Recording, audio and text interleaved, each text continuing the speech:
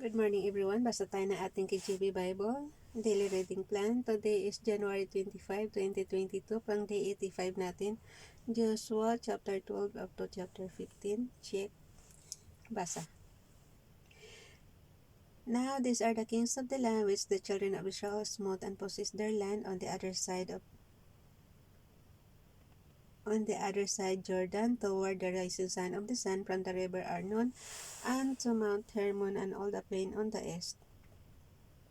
Sihon, king of the Amorites, who dwelt in Heshbon and ruled from Aroer, which is upon the bank of the river Arnon, and from the middle of the river, and from half Gilead, even unto the river Jabbok, which is the border of the children of Ammon, and from the plain to the sea of Generoth on the east, and unto the sea of the plain, even the salt sea on the east, the way to Jeshimoth, and from the south under Asdod Pisgah, and the coast of Og king of Bashan, which was of the remnant of the giants that dwelt of Ashtaroth, and at Edrei, and reigned in Mount Hermon, and in Salcah, and in all Bashan, and to the border of the Geshurites, and the Maachatites, and half Gilead, the border of Sihon king of Heshbon.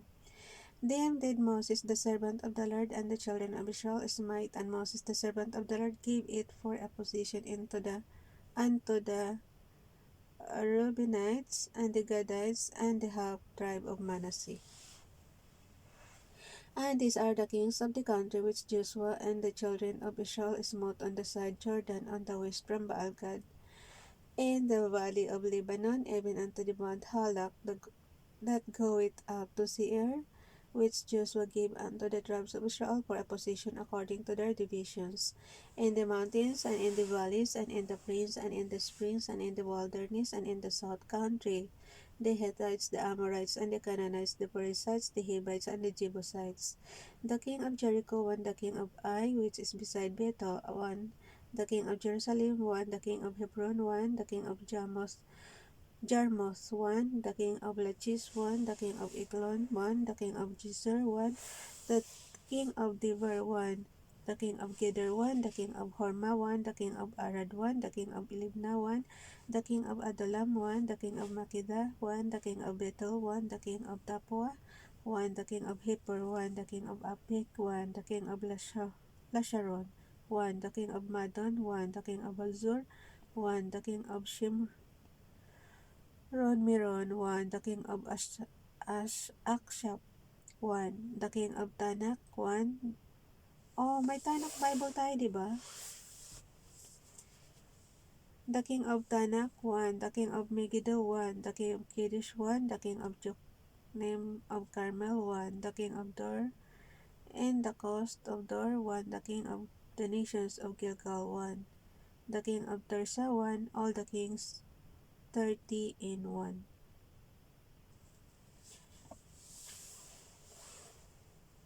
Okay. Joshua chapter 13. Now Joshua was old and stricken in years, and the Lord said unto him, Thou art old and stricken in years, and there remaineth yet very much land to be possessed. This is the land that yet remaineth, all the borders of the Philistines, and all Geshuri. From Sihor, which is before Egypt, even unto the borders of Ekron northward, which is counted to the Canaanite, 5 lords of the Philistines, the Gazatites, and the Asudatites, the Ashkelonites, the Gittites, and the Ekronites, also the Evites. From the south, all the land of Canaanites and Merah, that is beside the Sidonians, unto Apik, to the borders of the Amorites, and the land of the Giblit, and the land of the Giblites, and all Lebanon, toward the sun rising from Baalgad under Mount Hermon, and to the entering into Hamath. All the inhabitants of the hill country, from Lebanon and to Misrepotmim,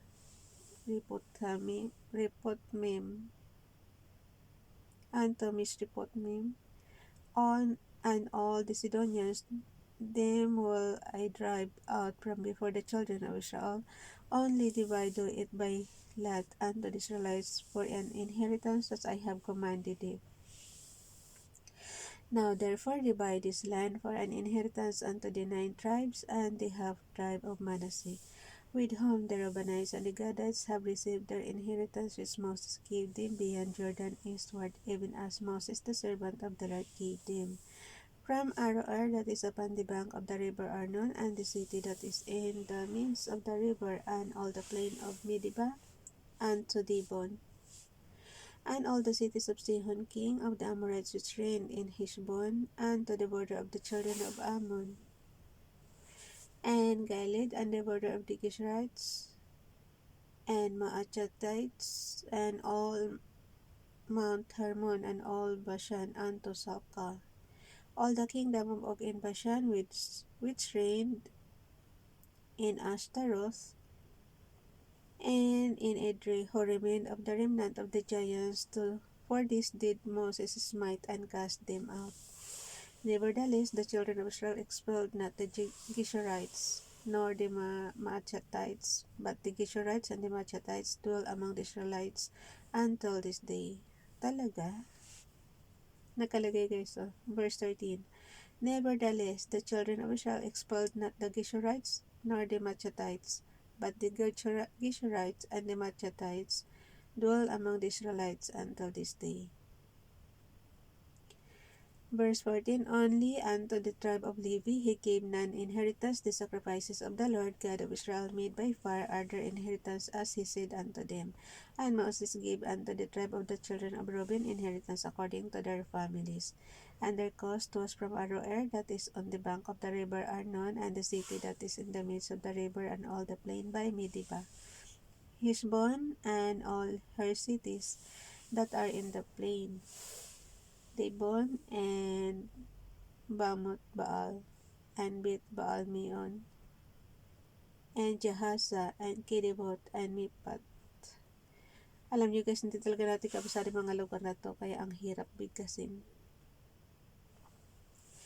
And Kirjatem, and Sibma, and Zaritz Shahar in the mount of the valley, and Beth Peor, and Ashdod Pisgah, and Bet-Jeshimoth, and all the cities of the plain, and all the kingdom of Sihon king of the Amorites which reigned in Heshbon, whom Moses smote. Pakibasa niyo rin yung inyong King James Bible guys, para masundan nyo na lang ako. Who reigned in Heshbon, whom Moses smote with the prince of Midan, Evi, and Rekem, and Zur, and Hor, and Reba, which were dukes of Sihon dwelling in the country. Verse 22, Balaam also the son of Beor the soothsayer did the children of Israel slay with the sword among them that were slain by them. And the border of the children of Reuben was Jordan, and the border thereof. This was the inheritance of the children of Reuben, after their families, the cities and the villages thereof. And Moses gave inheritance unto the tribe of Gad, even unto the children of Gad according to their families, and the coast was Jezer, and all the cities of Gilead, and half the land of the children of Ammon unto Aroer that is before Rabbah, and from Heshbon unto Ramat Mizpeh, and Betonim, and from Mahanaim unto the border of Debir, and in the valley Bitaram, and Bitnimra, and Sokoth, and Sapon. The rest of the kingdom of Sihon king of Heshbon, Jordan, and his border, even unto the edge of the sea of Chinnereth, unto the other side Jordan eastward. This is the inheritance of the children of God after their families, the cities and their villages, and Moses gave inheritance unto the half tribe of Manasseh, and this was the position of the half tribe of the children of Manasseh by their families. And their coast was from Mahanaim, all Bashan, all the kingdom of king of Bashan, and all the towns of Jair, which are in Bashan, all the towns of Jair, which are in Bashan, 60 cities, 60 times 6, times 20, diba? Hindi ko na natandaan ng ang bilang nito. Alam ko times 20 yata yan. And half Gilead. So, ibig sabihin 60 cities. Ganun. And half Gilead and Ashtaroth and Idris cities of the kingdom of Og in Bashan were pertaining unto the children of Machir, the son of Manasseh, even the one half of the children of Machir by their families. These are the countries which Moses did distribute for inheritance in the plains of Moab, on the other side Jordan by Jericho eastward. But unto the tribe of Levi Moses gave not any inheritance. The Lord God of Israel was their inheritance, as he said unto them. Nakuha nga nila yung lugar nila, pero unfair naman doon sa mga nakatira doon, pinatay na lahat.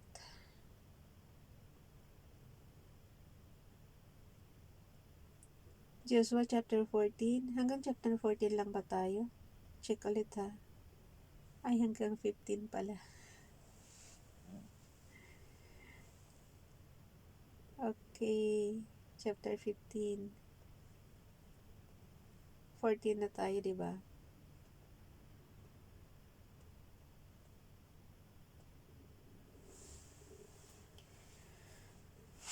Joshua chapter 14. And these are the countries which the children of Israel inherited in the land of Canaan, which Eleazar the priest and Joshua the son of Nun and the heads of the fathers of the tribes of the children of Israel distributed for inheritance to them.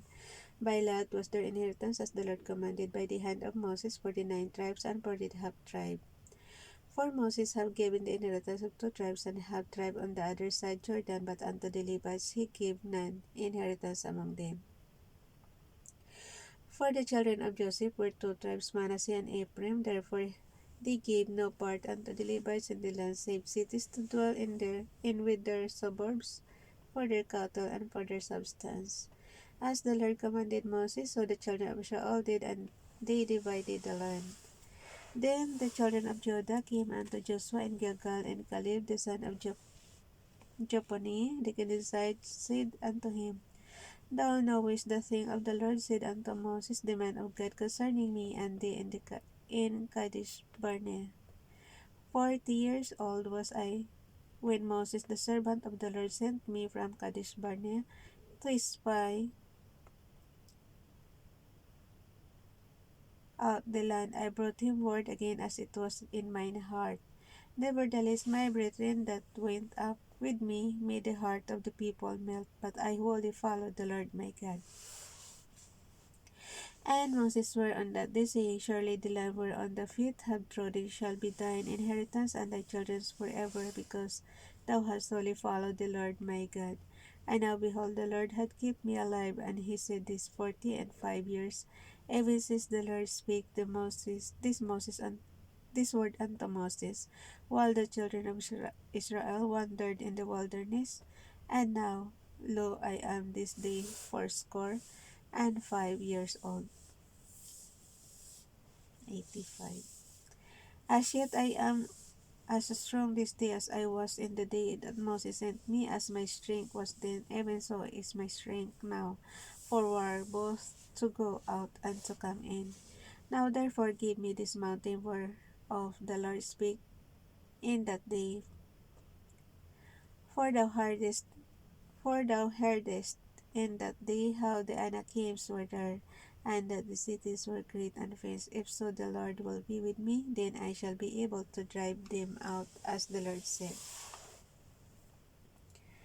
And Joshua blessed him, and gave unto Caleb the son of Jephunneh Hebron for an inheritance.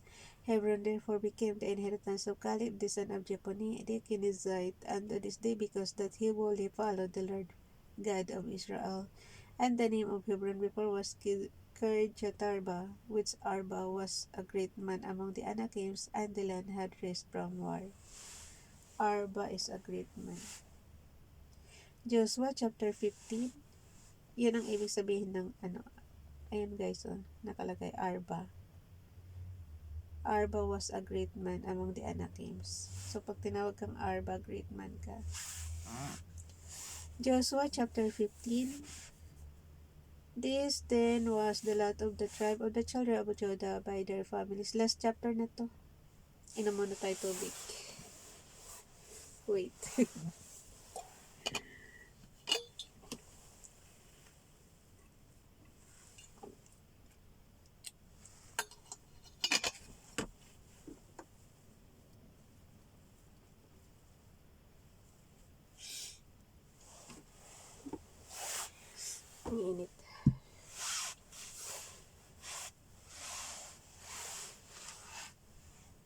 Sana tayo.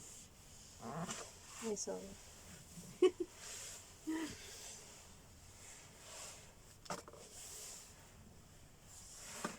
Ulitin ko na nga lang.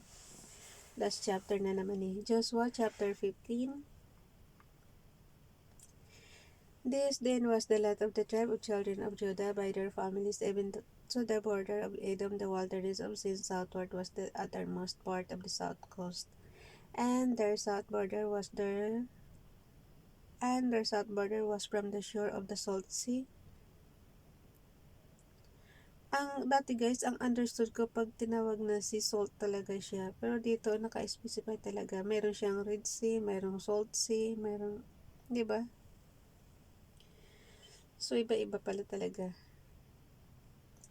So dito tayo sa verse 2. And their south border was from the shore of the Salt Sea. Ini-imagine ko, ano kaya yung Red Sea? Ibig sabihin kulay pula siya. Ayan na naman sila, puro reaction.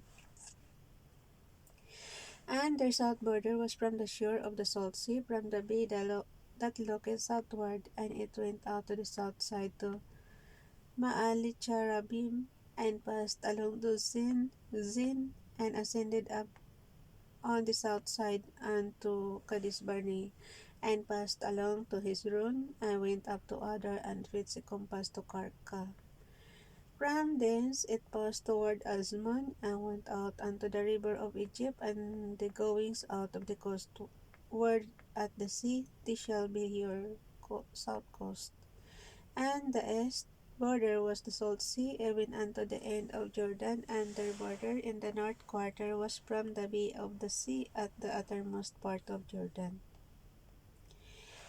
And the border went up to Bitugla, and passed along by the north of Bitaraba, and the border went up the stone of Bohan, the son of Reuben, and the border went up toward the Beer, from the valley of Achor, and so northward, looking toward Gilgal, that is before the going up to Adumim, which is on the south side of the river, and the border passed toward the waters of Echimis, and goings out thereof were at Enrogel. And the border went up the valley of the south Hinnom, and to the south side of the Jebusite, the same is Jerusalem, and the border went up to the top of the mountain that lieth before the valley of Hinnom westward, which is at the end of the valley of the giants northward.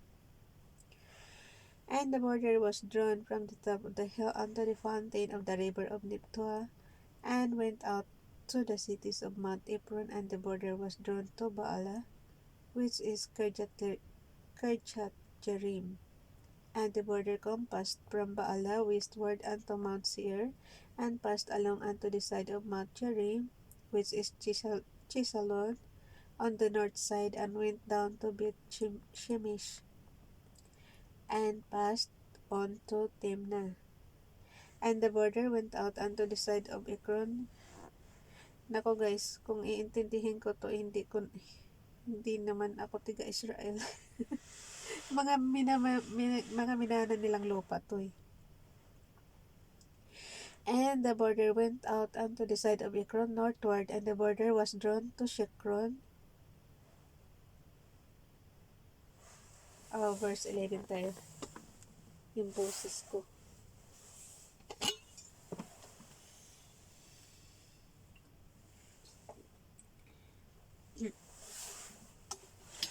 Excuse me.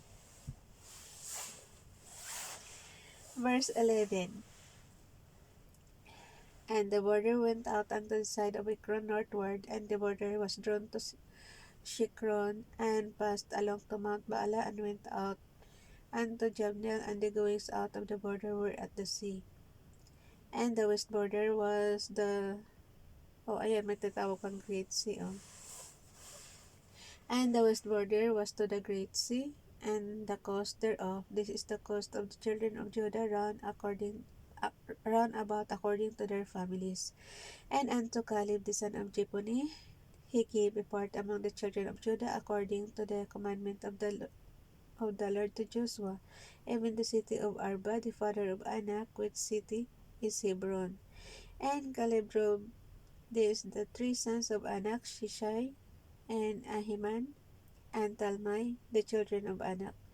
And he went up thence to the inhabitants of the Beer, and the name of the Beer before was Kirjat Sefer. And Caleb said, He that smiteth Kirjat Sefer, and taketh it to him, will give Aksa my daughter to wife. And Othniel, the son of Kenaz, the brother of Caleb, took it, and he gave him Aksa his daughter to wife. And it came to pass, as she came unto him, that she moved him to ask of her father a field, and she lighted of her ash. And Caleb said unto her, What wouldest do? Who answered, Give me a blessing, for thou hast given me a south land. Give me also spring of water. And he gave her the upper springs and the nether springs. This is the inheritance of the tribe of the children of Judah according to their families. Sa Judah naman to. And the uttermost cities of the tribe of the children of Judah toward the coast of Edom southward were Kabzeel, and Eder, and Jagur, and Cana, and Demonah, and Adada, and Kedesh, and Azor, and Itnan, Zeb, and Telim, and Belaoth,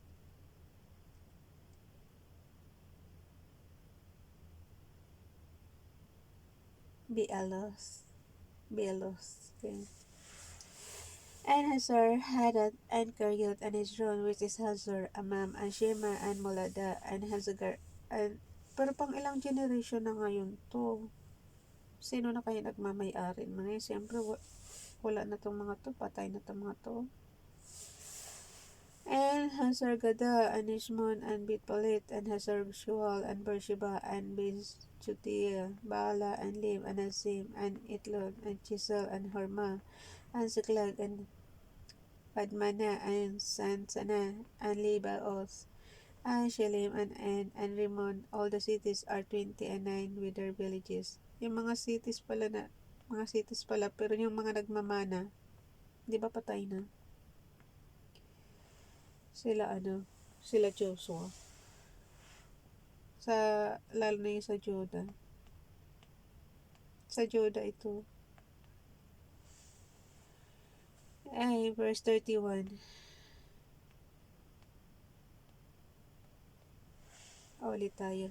And Siklay, Madmana, and Sansana, and Libaoth, and Shalim, and En, and Rimon. All the cities are 29 with their villages. And in the valley Itaol, and Surya, and Ashna, and Sanoa, and Idganim, Tapua, and Enam, Jarmuth, and Adullam, Soko, and Azika, and Sharim, and Aditem, and Kidera, and Gidarotim, 40 cities with their villages.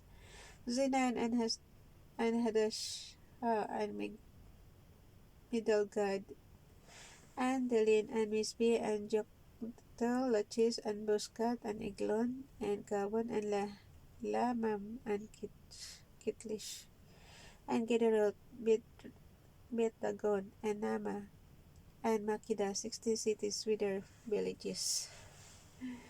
Ang haba guys, grabe.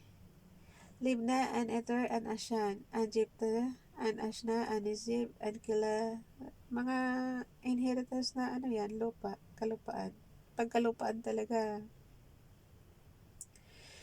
And Jibna, and Ashna, and Nizib, and Kila, and Achim, and Marisha, 9 cities with their villages. Ekron with her towns and her villages, from Ekron even unto the sea, all that lay near Ashdod with their villages. Ashdod with her towns and her villages, Gaza with her towns and her villages unto the river of Egypt, and the great sea, and the border thereof, and in the mountains Shamar, and Jeter, and Soko, and Dana, and Kirjathsana, which is Deber, and Anab, and Estimo, and Anim, and Goshen, and Holon, and Gilo, 11 cities with their villages. Arab, and Doma, and Ishan, and Janom, and Bitapua, and Apika, and Hamta, and Kirjatarba, which is Hebron, and Shur, 9 cities with their villages.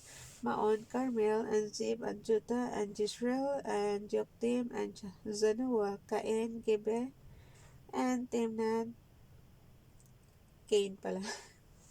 Pero Cain yan. Cain rin. Tagalogin mo na. Cain, Gebe, and Timnah, 10 cities with their villages.